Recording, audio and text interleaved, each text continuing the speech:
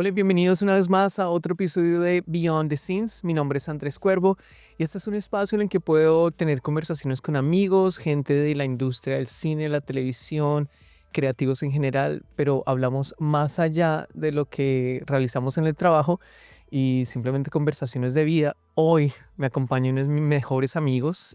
Tengo el privilegio aquí en el estudio de tener conmigo a Josué David Corredor. ¿Cómo estás, Josué? Muy bien. Contento de estar acá. Ujú. Siempre veía por Instagram los reels y las historias de cada uno de los amigos. Y bueno, me tocó hoy. Pues sí, llegó el tiempo, la hora de tener esta conversación y pues una oportunidad de conocernos más y de dar a conocer cómo ha sido tu historia, tu talento. Me gustaría empezar con que habláramos del hecho de que los dos somos colombianos, los dos somos de Bogotá y tuvimos una infancia diferente, pero dentro del contexto de ser bogotano, que es una cosa muy particular. ¿Cómo fue para ti crecer en Bogotá, Colombia? Bueno, Bogotá es una ciudad de contrastes. Ujú. Es la capital de Colombia y es una ciudad donde vienen muchas personas de diferentes partes de la ciudad. A pesar de eso, la cultura es una cultura muy arraigada.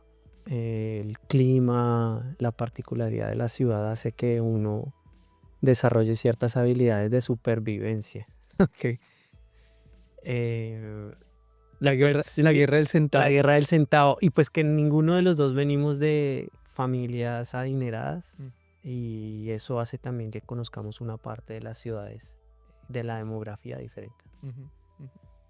¿Cómo fue para ti la niñez y cómo influyó eso en tus decisiones artísticas de carrera o fue algo muy diferente, muy dividido? Bueno, mi niñez fue aburrida, diría yo. No fue una niñez que se destacara por algo en particular. Em, Soy hijo único. Mis papás eran pastores de una iglesia cristiana, entonces mi tiempo se debatía entre tratar de ver televisión, tratar de ir al parque y a veces tratar de dormirme en las bancas de la iglesia. Em, Pienso que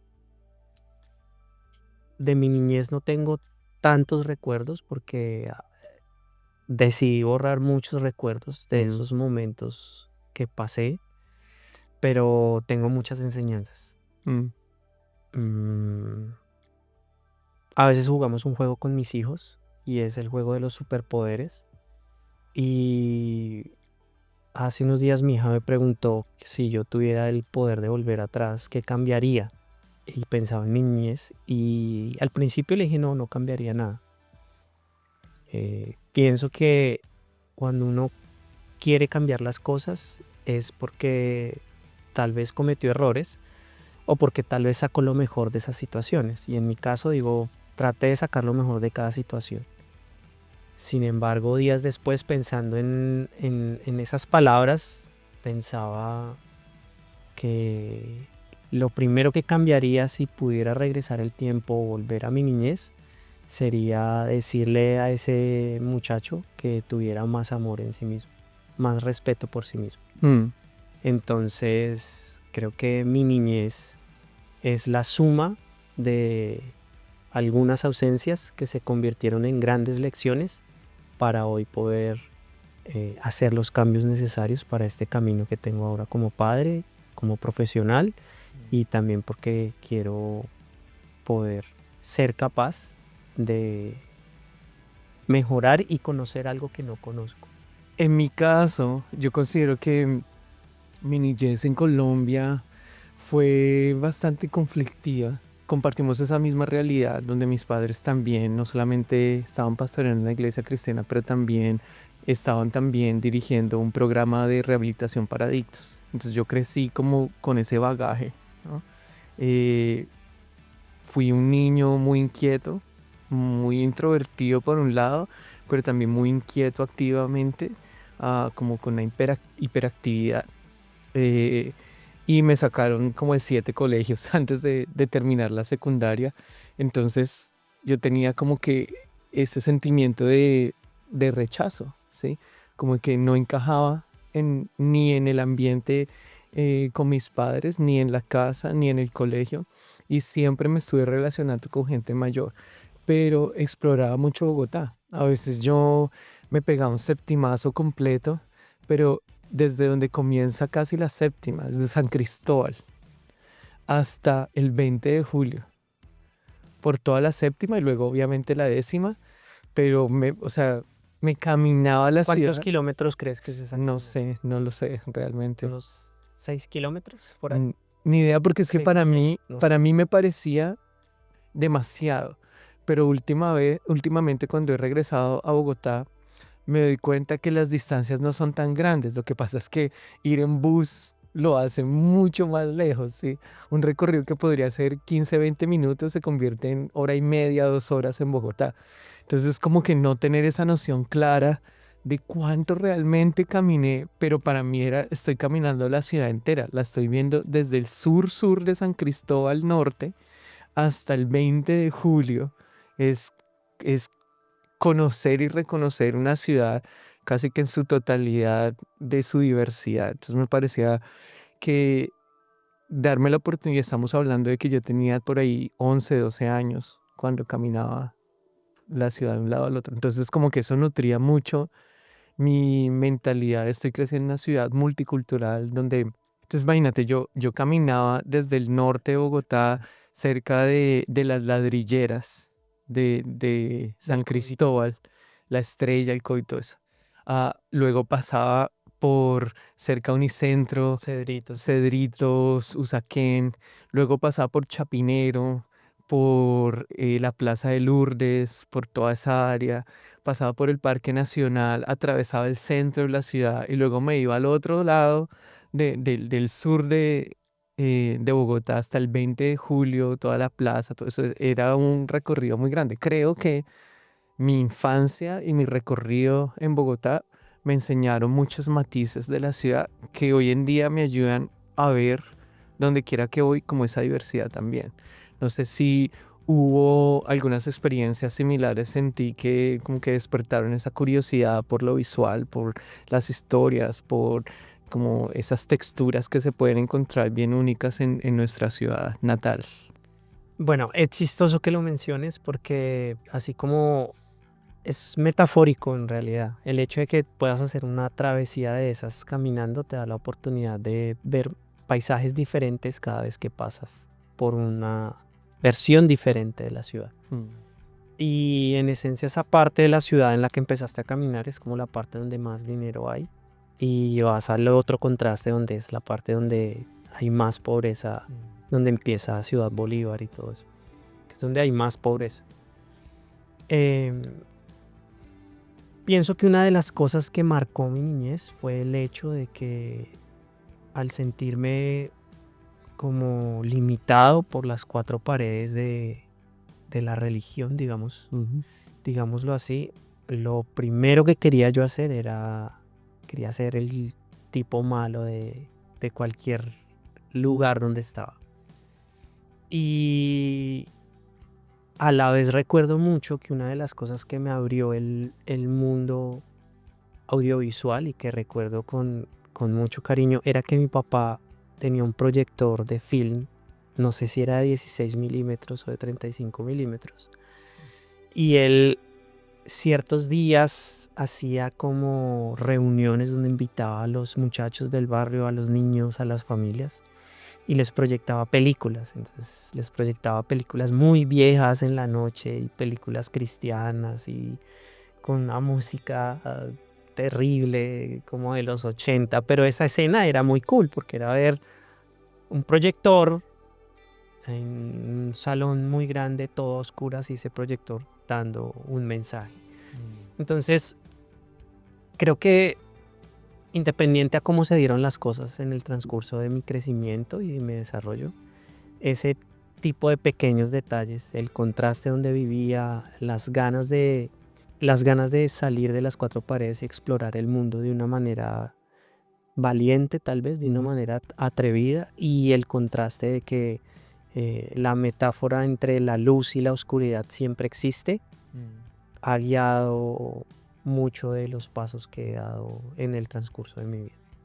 Para mí fue como muy clave la etapa de la adolescencia porque aunque fue una etapa de mucha rebeldía, de meterme en muchos problemas, sobre todo en los colegios, también fue una etapa de enfocar mi energía creativa de una manera más productiva y así fue como empecé a tomar fotos y a escribir en la revista Camaleón en ese tiempo de la Fundación FES y la Antonio Restrepo Barco. Y luego el periódico El Tiempo compró esa revista y así fue como entré a trabajar en el periódico, aprender en el periódico como fotoperiodista y fueron mis primeros pasos en televisión con City TV. Entonces yo empecé en los primeros programas de City TV que eran Mutantes, Sin Cédula, ese tipo de cosas. Y no sé si tú te acuerdas, la televisión de City TV en ese entonces era muy sui generis, ¿no?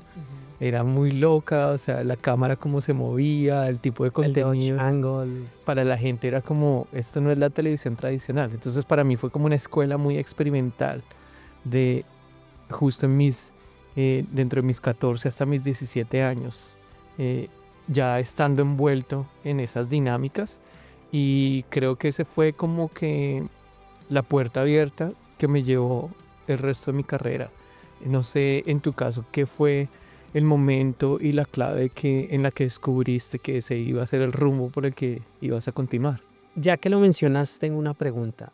¿Crees que todos los que son hijos de pastores tienen una tendencia a trabajar en media, en medios audiovisuales, por el hecho del ambiente en el que se Pues desarrolla? no considero tanto como en media, pero sí considero que, digamos que es un terreno fértil para la comunicación oral. Pues porque a la final eso es lo que están haciendo los papás, comunicar oralmente un mensaje, ¿sí? O crecen donde la familia está involucrada en la alabanza, por ejemplo, en la música. Entonces algunos tienden a ser músicos o tienden a desarrollar sus talentos dentro del contexto de la comunicación, bien sea que luego terminen haciendo cosas de medios o son oradores o son periodistas o son músicos.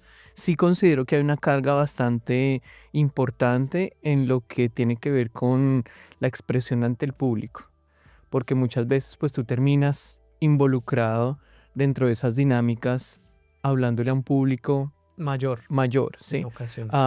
Y el hecho de que te expones a tener que exteriorizar las cosas de comunicación, entonces considero que es lógico. Mi hermana, por ejemplo, siempre fue muy introvertida, pero le gustó la música, le gustó cantar. Hoy en día no canta profesionalmente o es músico profesional, pero sí desarrolló eso. Ella también estudió en la casa editorial El Tiempo, ella estudió redacción, no siguió una carrera de periodismo como tal, ella estudió sociología, pero todas sus investigaciones, tanto en su maestría como en su doctorado, en sus grados, han sido investigaciones en las cuales todo ese bagaje que aprendió del periodismo le han servido grandemente para eso. Entonces, considero que en parte sí, en parte no tanto como que los hijos de las personas que están En ese tipo de en posiciones, ese tipo de posiciones públicas. Sí, exacto.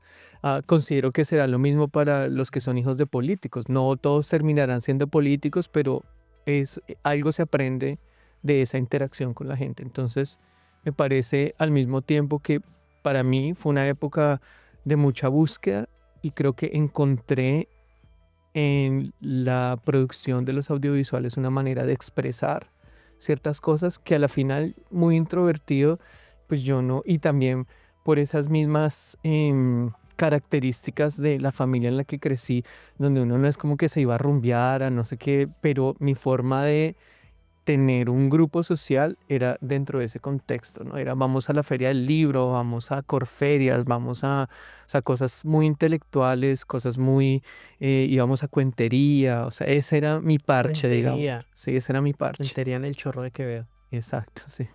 Y por ahí, por el parque de la 93, a veces había, y también por Salitre Plaza. Había como una placita al frente de Salitre Plaza, y creo que hasta el día de hoy todavía hay cuenteros de vez en cuando ahí. Bueno, interesante. Pienso que cuando estaba niño, una de las cosas con las que me puedo identificar contigo es que también fui parte del magazine de la iglesia. Entonces, hacía unos recortes y armaba uno como el periódico de noticias y todo eso. Lo Entonces, fotocopiaban. y se fotocopiaba y se vendía a 100 pesos, lo que valía el bus, se vendía muy caro. Em, Creo que en mi caso tropecé con el mundo audiovisual. Después de haber intentado algo de diseño gráfico, hice un semestre de televisión en una universidad que estaba empezando en Colombia. Al terminar el semestre cancelaron el proyecto porque no había suficientes estudiantes, solo habíamos 2 estudiantes. Entonces después migré a diseño gráfico. Finalmente tuve la oportunidad de estar en un set real. Era el set de una iglesia donde hacían un programa de televisión para televisión nacional. Y pues francamente me gustó, ahí aprendí. Empecé doblando los cables, ayudando a los operadores de cámara y como el trabajo me duró 2 semanas porque las 2 semanas me ascendieron porque era muy bueno. No, mentira. Era porque no había mucha gente, entonces me dijeron, bueno, quiere operar la cámara, párese ahí, póngase un intercom y siga las instrucciones. Y así empecé. Entonces creo que es como muchos poéticamente lo dicen y es que a veces la vida lo escoge a uno y no uno escoge las cosas que le pasan en la vida. Es curioso darse cuenta que la iglesia sirvió como de trampolín o de escuela para luego ejercer una carrera porque yo lo veo mucho más seguido y lo veo como una constante donde, aún en la música, ¿sí? Elvis Presley y otros músicos de alta fama, en cierta manera, pues crecieron dentro de ese ambiente y esa fue parte de su escuela. Una vez yo estaba entrevistando a CeeLo Green, ¿sí? Ah, y yo no sabía esa parte de su historia, donde él no creció con su papá y su mamá prácticamente como un huérfano y fue el pastor de su iglesia el que le dio la paternidad que no tuvo Wow. y él creció dentro de ese ambiente, se desarrolló en los coros de la iglesia y luego se convirtió en un artista de pop muy reconocido, muy famoso. Y así, o sea, podríamos como que historias incontables con Katy Perry, con Coldplay, con Mumford Sons, o sea, una cantidad, hasta Alice Cooper podríamos incluirlo ahí, sí, en el aspecto de la música. Y también lo veo en el aspecto del cine, de la televisión, o sea, independientemente que la gente esté trabajando en ciertos contextos religiosos o no, es curioso darse cuenta que sí es una constante, que bien sea es una oportunidad donde gente que de otra manera tal vez no hubiese podido tener la experiencia, las capacidades, el aprendizaje, al menos comienzan a formarse. Algunas personas se quedan ahí, no salen de ese círculo. No, Ah, en el... yo no diría tanto como no avanzan, simplemente se quedan en ese círculo. Tal vez su ambición no los lleva a algo más allá y yo pienso que está bien, o sea, si ese es como el llamado de vida que tienen, ok. Otras personas aprendieron allí, se movieron a otros círculos y crecieron de otras maneras y se desarrollaron en su talento y en su habilidad de otra forma distinta, ¿no? No considero que la gente deba empezar allí necesariamente salirse moverse. a otra cosa, pero sí considero que es curioso darse cuenta que ese ambiente de la iglesia y el trabajo con los medios de comunicación puede llevar a las personas a exponerse a otras realidades o inclusive a crear empresa. Parece muy loable, muy interesante. ¿Crees que pueda ser una cosa de mística, una cosa religiosa, que Dios usa la iglesia como un trampolín, como lo dijiste, o es o puede ser parte de la dinámica de la sociedad? Pues yo, honestamente, no me atrevería a decir como que es un plan divino que la gente vaya, aprenda y salga y haga otras cosas. No me atrevería a llegar hasta ahí, por el hecho de que no sé qué es lo que realmente está en los planes para cada persona. O sea, no podría juzgarlo desde ahí, desde esa óptica, pero sí podría decir que son movimientos, que son campos fértiles para desarrollar talentos, para desarrollar estilos, para probar cosas donde estás al servicio de la gente, donde no muchas veces estás al servicio de un cheque o de una paga o de un incentivo mayor que ayudar, servir, promover algo con lo que te conectas. Y eso hace que el aprendizaje sea muy genuino. También hace que sea muy vulnerable. Y lamentablemente algunas personas dentro de esos contextos son abusadas, eh, porque los sobretrabajan, ¿sí? Es una explotación en la que se convierte a veces por mantener un sistema am, donde el fin no necesariamente tiene por qué justificar los procesos. Entonces Sí. creo que son las dos cosas. Hay gente que eso le sirvió para poder proyectar, y hay gente en la que encontró en ese contexto de la iglesia algo que los hirió y que luego no quieren saber nada ni de una ni de la otra, ni de los medios ni de la iglesia como tal. Entonces, por esa razón no me atrevería a decir que necesariamente es un plan divino, pero sí me atrevería a decir que es una dinámica que permite un terreno fértil donde las cosas pueden o no dar fruto dependiendo de muchas otras características y circunstancias. Volviendo al tema de la infancia, porque considero que lo querramos o no, eso tiene mucha influencia en lo que llegamos a hacer, en cómo nos desarrollamos. Eh, ¿Cómo fue para ti la interacción con tus padres, teniendo en cuenta una brecha generacional, teniendo en cuenta una brecha muchas veces, lo que tú hablabas de un concepto religioso bastante esquemático, y el hecho de que ser hijo de un pastor es estar en la mirada de todos los demás, de ser juzgado de una manera, yo me atrevería a decir que hasta bien parcial y bien injusta? Entonces no sé si pudieras compartir un poco cómo fueron esas dinámicas para ti. El contexto de mi casa es muy sencillo. Mi papá era un señor de 60 años cuando yo nací, mi mamá una señora de 30 años. Ambos venían de contextos diferentes. Mi papá era un hombre de ciudad y había estado con otras relaciones sentimentales y otros matrimonios. Mi mamá nunca había tenido una relación matrimonial, sentimental, emocional, y venía del campo. Esto afecta demasiado la manera como ellos pueden ofrecerme una relación y la manera como finalmente yo entiendo la relación que tuvimos. Para mí, cuando trato de entender esa relación que tuve con ellos, mm, la entiendo desde el punto de vista de que ellos hicieron lo mejor que pudieron con el equipaje, el conocimiento, con las cosas que tenían a la mano. Sin embargo, esas cosas no fueron suficientes para llenar muchos vacíos que yo sentía y esa búsqueda de la identidad que tal vez es tan importante.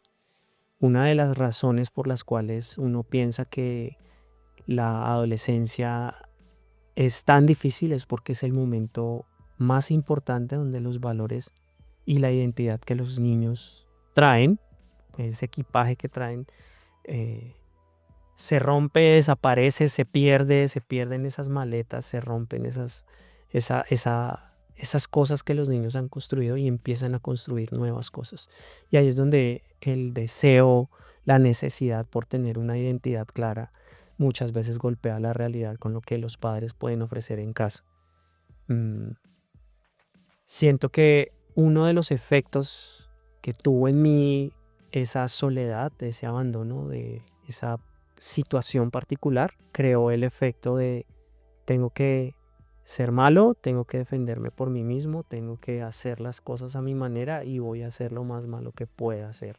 Y cuando dices voy a hacer lo más malo que pueda hacer, o como esa respuesta rebelde, ¿qué fue el tipo de cosas en las que te viste inmiscuido, que eran muy diferentes al contexto familiar y a lo que tu familia te estaba guiando a hacer?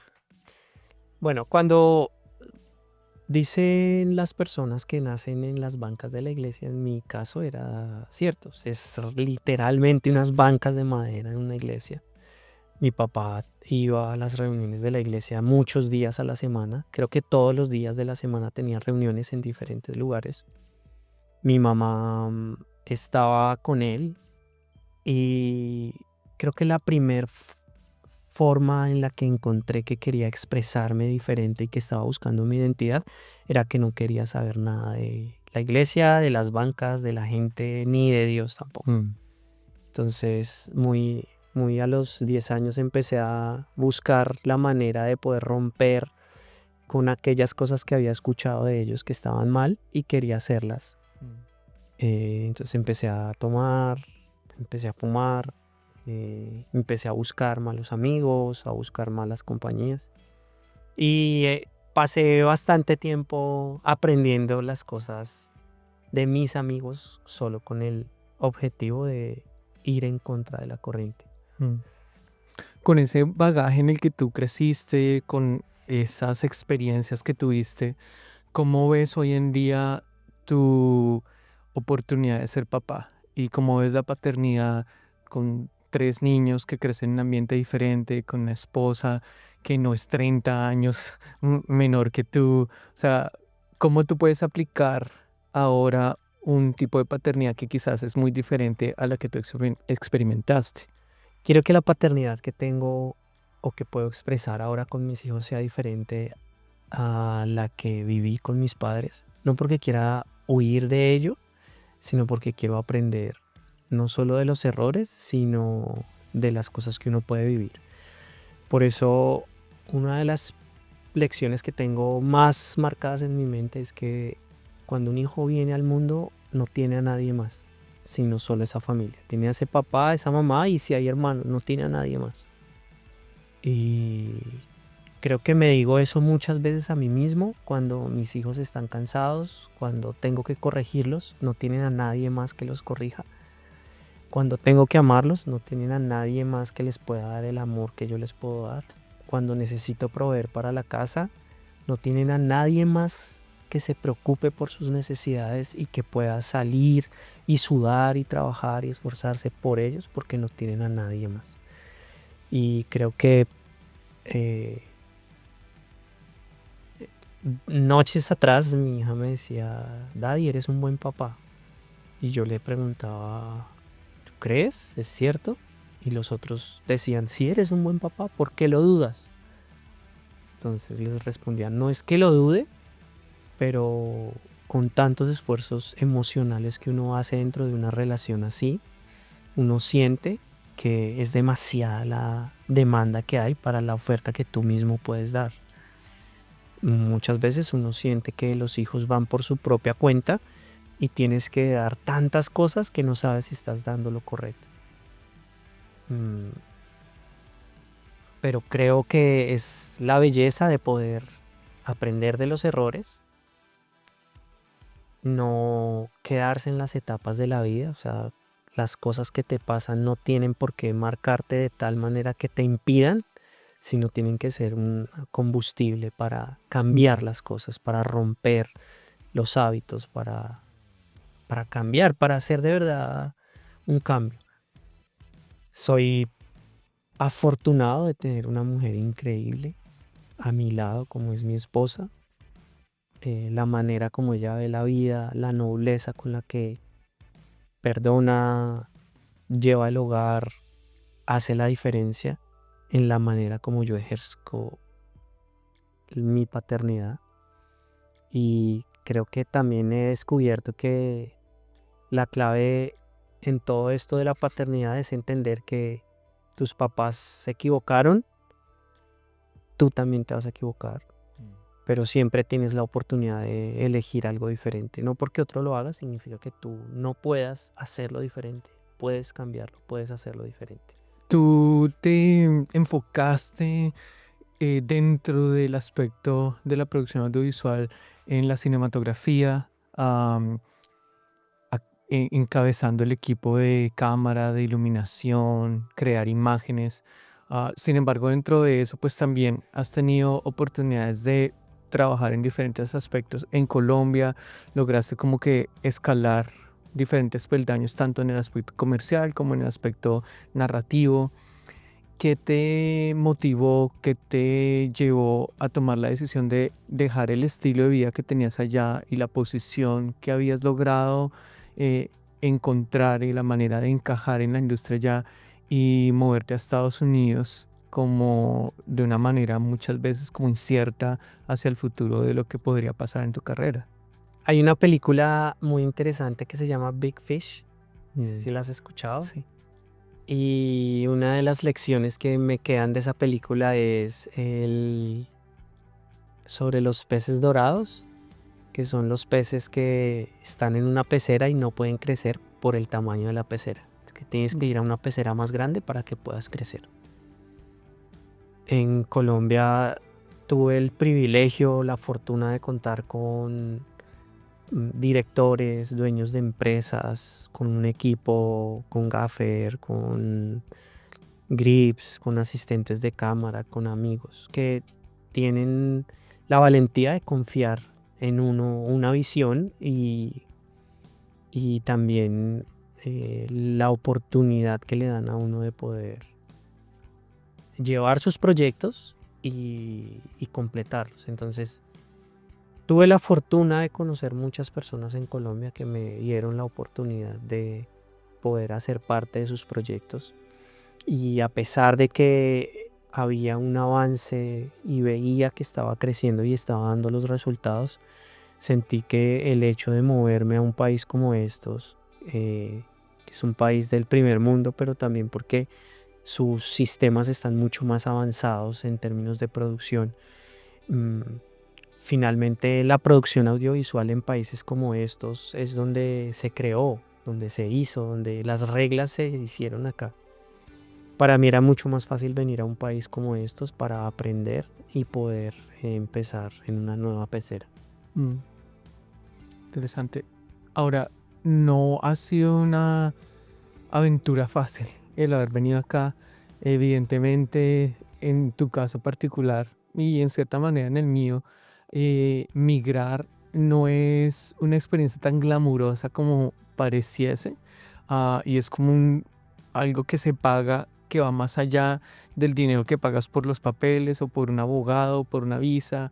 Es un precio alto a pagar en muchas dimensiones. Me gustaría que compartieras un poco de cómo ha sido tu experiencia de comenzar a echar raíces en un nuevo lugar, de migrar no solo, sino con tu familia, y de cuáles han sido algunos de los obstáculos y las cosas que han hecho ese proceso algo de un costo grande, pero también de un valor significativo. Bueno, creo que la migración hace parte de la naturaleza del ser humano. Por ejemplo, en la paternidad, tan pronto como tú crees que has entendido cómo funcionan tus hijos, inmediatamente viene de repente y te golpea otro nuevo cambio, una nueva hormona que se está desarrollando, un nuevo gusto que sale, una nueva serie de Netflix. Te debates entre Supercampeones, Pokémon, Dragon Ball Z y otras series que tan pronto están empezando a gustarles, viene otra nueva ola. La migración es eso, es la búsqueda por esa estabilidad o por esa familiaridad donde tú sientes que empiezas a tomar control de tus propias cosas.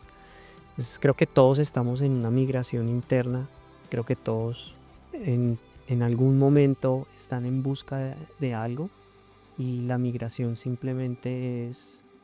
La migración no es una mudanza, la migración no es una relocalización, la migración es un camino. Empiezas en un lugar, punto A, y vas para un punto B, y la vida tiene que ser una migración porque no puedes quedarte como estabas, tienes que avanzar. Y parte de avanzar es el proceso de migrar de un estado a otro. No es evolución, es migración. Para nosotros la migración en casa ha tenido tantos matices importantes que creo que ha sacado de nosotros la capacidad de volver a empezar de ceros muchas veces. En este proceso de la migración nosotros tuvimos que empezar de cero aproximadamente 6 veces, y empezar de cero es que tienes todas las cosas de tu casa que crees que ya tienes, que crees que son tuyas, que ya conseguiste, y tienes que empezar a deshacerte de ellas, a venderlas, a hacer nuevos planes, a salir de tu zona de confort para viajar a otro lugar. Entonces, hemos estado 6 veces en estas situaciones donde llegamos a un lugar y encuentras que son paredes y pisos y todo está vacío y buscas un nuevo contrato para firmar un arriendo o para conseguir un nuevo carro, y llegas con 3, 4 maletas y los juguetes más queridos de tus hijos y tus cosas más queridas. Creo que al final de cuentas la migración, ese traslado de un punto A a un punto B, puede ser traumático para muchas personas. Una óptica que me ayudó a cambiar la manera como mirar la migración, me aburren muchísimo las mudanzas por el hecho de que tienes que empacar, la fuerza que tienes que hacer para sacar de tu casa todos esos muebles. Y he aprendido a tolerarlo. Y una de las cosas que me ha ayudado a tolerar las mudanzas, los traslados, es que el día que llegamos con mi esposa a un apartamento donde estábamos solo los 5 y teníamos un par de maletas y no teníamos nada más, no había televisor, no habían camas, no había nada, ella me dijo, es que esto es lo que de verdad tenemos. Esto es lo que nosotros realmente tenemos. Y son 5 personas que están a su lado, uno para el otro, y las demás cosas van y vienen todo el tiempo. Entonces, aunque es difícil siempre hacer un traslado de un lugar a otro, creo que lo más importante es con quién haces ese traslado. Y la familia es la mejor compañía para hacer cualquier traslado en la vida. Creo definitivamente que el hecho de que pudiéramos como familia haber migrado a Estados Unidos y en las condiciones que lo hicimos es porque contamos con la ayuda de Dios y recibimos señales inmensas a lo largo del camino de que estábamos dando los pasos correctos y que en cada paso Él estaba de acuerdo con ayudarnos.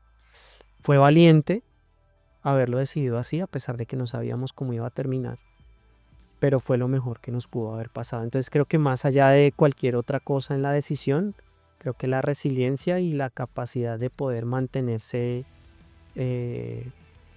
obstinado en esa decisión hizo también que Dios moviera ciertas fichas y nos ayudara. Nosotros después de eso aplicamos a una visa de talento. La visa nos fue aprobada y ahí empieza otro proceso migratorio.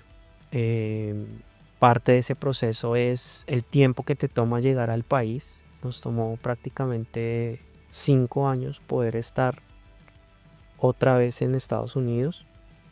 El tema logístico del asunto, porque cuando tú estás en Colombia y estás haciendo un proceso para venir, tú dices, ¿será que hago este tipo de trabajos?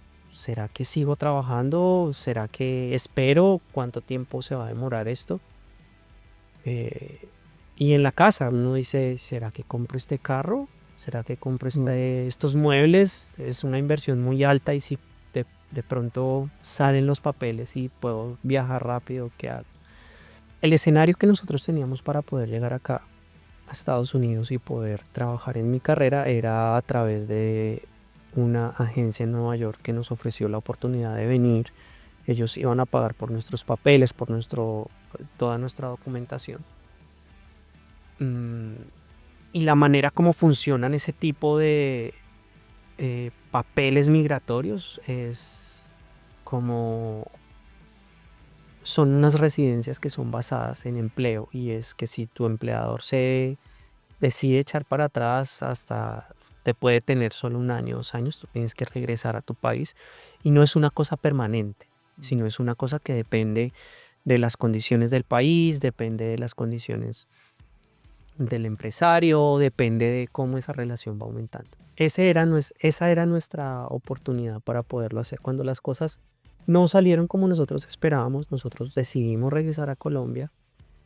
Y cuando uno regresa en un momento así, es como un revés a tus planes, porque dices, bueno, esto no se va a dar, ¿de qué otra manera podría darse?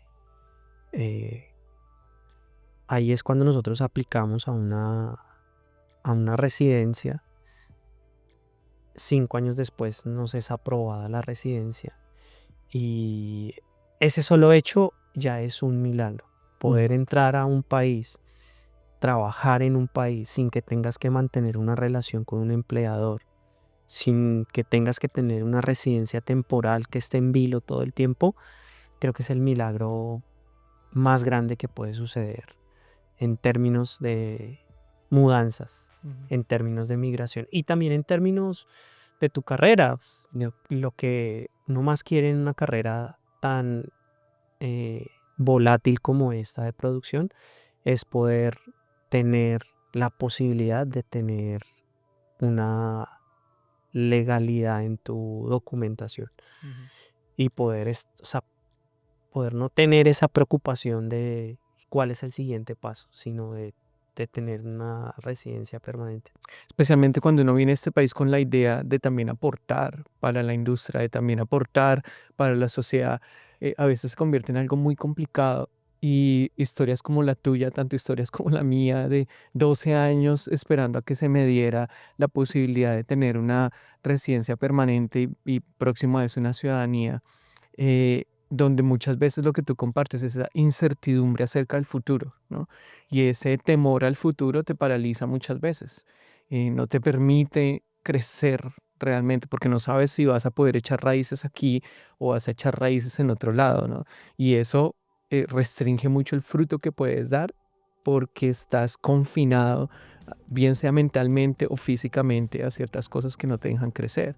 Entonces considero que definitivamente, o sea, compartiendo en esos momentos como amigos, yo decía, la veo dura, la veo difícil, pero en el momento en que tú me dices, ya nos dieron los papeles, nos vemos allá pronto, para mí fue como, wow, esto es algo milagroso, o sea, tiene que ser que hay un propósito mayor con el lugar, ¿no? Tiene que ser que hay un propósito quizás hacia la familia, hacia el futuro, hacia el destino de ustedes como familia y pues eso es muy bonito, muy loable poder ser uno testigo de algo tan especial y tan único, ¿no? Yo me acuerdo cuando tú me contabas que llegando acá el agente migratorio decía, pero ¿cómo hicieron? ¿De dónde sacaron ustedes? Esto es algo muy raro, esta visa no se la dan a todo el mundo, ¿no? Y pienso yo, ni siquiera depende de uno, o sea, no es que uno sea mejor o especial o diferente o lo que sea, sino que hay como un toque que podríamos decir más allá de nuestras propias capacidades, ¿no? Uno ve como esa intervención divina en los planes que uno tiene hacia la vida, tan corticos que son, a veces como tan limitados comparado con ese plan que ve más allá, ¿no? Hay una especie de proverbio que me encanta discutirlo con mis hijos y dice algo así como no trates de entender todo lo que pasa.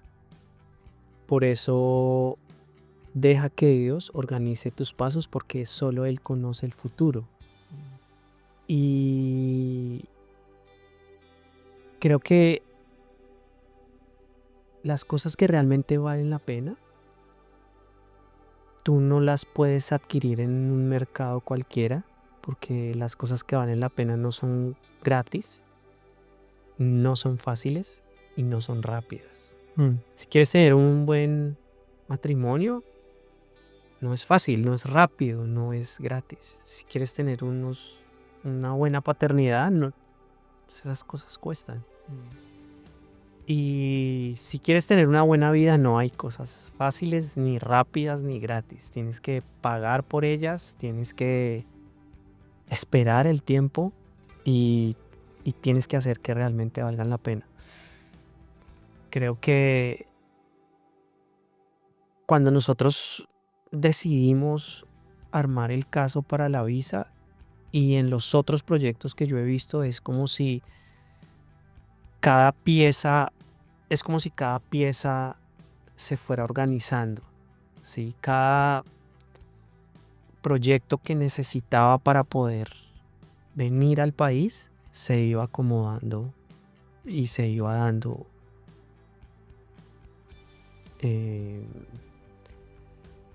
Sí, iba encajando. Sí, Y algo interesante es que en un rompecabezas las piezas tienen que ser diferentes, pero compatibles, ¿sí?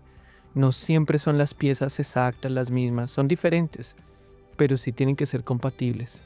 Y a veces, o sea, nosotros como amigos somos diferentes. Me imagino en tu relación con tu familia, con tu esposa, ustedes tendrán personalidades distintas, son diferentes, pero lo esencial que hace que funcione es que sean compatibles. Tu historia migratoria es diferente a la mía, no es la misma, pero lo que ha hecho que funcione es que haya una compatibilidad entre los propósitos que yo tengo y esos planes mayores a mí mismo, esa intervención divina, ese plan de Dios de no importa dónde estés, bien sea aquí o sea allá, en país, circunstancias, carrera, lo que sea, yo tengo un propósito de bien. Entonces considero que que comparto esa idea de que es como un rompecabezas, ¿no? O sea, y también de que si tú estás centrado en el rompecabezas, en solamente una parte del rompecabezas, pues tú no ves la figura completa. Considero que como seres humanos estamos muy limitados a ver las dos piezas que encajan en ese momento y decimos, pero esto no hace sentido, a no ser que tú tengas la capacidad de ver desde otra perspectiva, desde arriba hacia abajo y ver esa imagen completándose poco a poco, ¿no? Sí, ahora también es un poco de confianza, ¿no? Porque no siempre necesitas ver el panorama entero para creer que van a pasar cosas buenas, ¿no? O sea, tal vez es un poco el antídoto del pesimismo, ¿no? ¿Y qué tal que me pase esto malo? Pero ¿y qué tal que no? ¿Y qué tal que esto sea para un bien mayor? Y a veces uno tiende a ver los obstáculos, las dificultades como, no, esto no es, pero tal vez un obstáculo en el camino no significa que no sea, tal vez es la manera como Dios acomoda las piezas para que puedan encajar y ser compatibles, como tú dices, ¿no? Mm. Y todo se vaya encajando. Ahora, ¿cuáles son, ya estando aquí, llevas unos meses acá, tu familia está echando raíces, estableciéndose y aún si cambiaran las circunstancias, o sea, ya como que tienes el empuje y las herramientas para, aún si tuvieses que comenzar de nuevo, las cosas se dan y son distintas, pero ¿cómo ves tú el futuro ya estando aquí? ¿En qué cosas te estás enfocando a nivel de tu carrera, a nivel de los planes que tienes hacia el futuro? El primer enfoque que tenemos nosotros en casa es la familia, porque definitivamente para que pudiéramos estar acá, creo que las piezas tenían que estar completas y éramos nosotros como familia. Y nuestro objetivo de aquí en adelante es tratar de construir esa familia alrededor de las otras cosas, como la carrera, como los planes, como los objetivos que uno pueda tener. Definitivamente creo que el siguiente paso para nosotros es establecernos bien en el país, entender cómo funciona la cultura, entender cómo funcionan los impuestos, entender cómo funciona eh, el país en sí y establecernos en el país, que los niños puedan establecerse, sus amigos, su escuela, que mi esposa pueda terminar de estar cómoda, que todos podamos estar como cómodos en esta etapa y poder ir también tras esas grandes producciones que nos están esperando. Chévere. Me alegra mucho que hayamos podido compartir. Considero que no solamente trabajamos bien, trabajamos bacano, diríamos, pero también nuestra amistad ha trascendido cosas muy fuertes, cosas muy, muy duras, ¿no? Y por eso me pongo emocional, pero por eso me alegra que estés acá. Aprecio mucho el tiempo y la generosidad, el compartir estas cosas, algunas que tienen que ver mucho como con el crecimiento y con la intimidad. Y pues muchas gracias por estar acá y compartir. Espero que tengamos otras oportunidades de hablar frente a las cámaras, cosa que no siempre pasa porque estamos detrás de cámaras.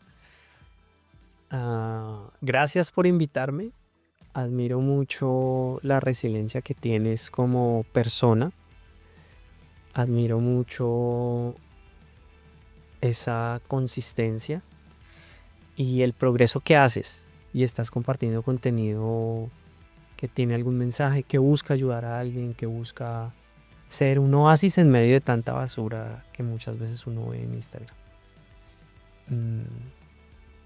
Creo que es inspirador ver una persona como tú que logra poco a poco ir ayudando a este sistema y trayendo las historias de tantas personas que han estado acá sentadas y que vendrán al conocimiento de muchos y que ayudan también e inspiran a otras personas a seguir adelante en esto. Gracias por eso. No, y en ese sentido me parece que, o sea, muy importante también recalcar que esta es una oportunidad de que se extienda esa voz que cada uno de nosotros tenemos, ¿no? Y a eso lo llamo como nuestra voz personal, no solamente nuestra voz artística, la manera en la que nos expresamos en nuestro trabajo, sino muchas veces nuestras experiencias de vida con las cuales la audiencia también se puede identificar. Porque habrá quien diga, no, es que yo no estoy necesariamente metido en los medios de comunicación o yo nada de cámaras, pero me tocó mucho la historia de la paternidad o la historia migratoria de Josué y de Andrés. Entonces, pues, chévere porque crea como una ventana para que la gente pueda entrar y comunicarse con uno. Y en ese sentido, ¿cómo puede la audiencia de repente escribirte y decir, tengo 5 películas que quiero que hagas? O no, ¿cómo puede la audiencia comunicarse contigo? ¿A través de qué medio social como que interactúas más? Y de repente pues se establecen buenas conexiones, buenas relaciones de esa forma también. Creo que ya estoy en una edad donde no quiero tener más redes sociales y Instagram es la más rápida, eficiente y la más conocida tal Ujú. vez. Entonces ya saben, si tienen películas para filmar, acá estamos. Aquí estamos. Aquí estamos, vamos a filmar muchas buenas historias. Chévere. Así es, y para la audiencia también, ustedes que están viendo este episodio, estamos aquí y pueden conectarse con nosotros y también compartir este contenido para que otras personas también conozcan lo que está pasando más allá de la escena y no solo lo que pasa detrás de cámaras, sino más allá de lo que hacemos en este espacio que se llama Beyond the Scenes y los espero en el próximo episodio.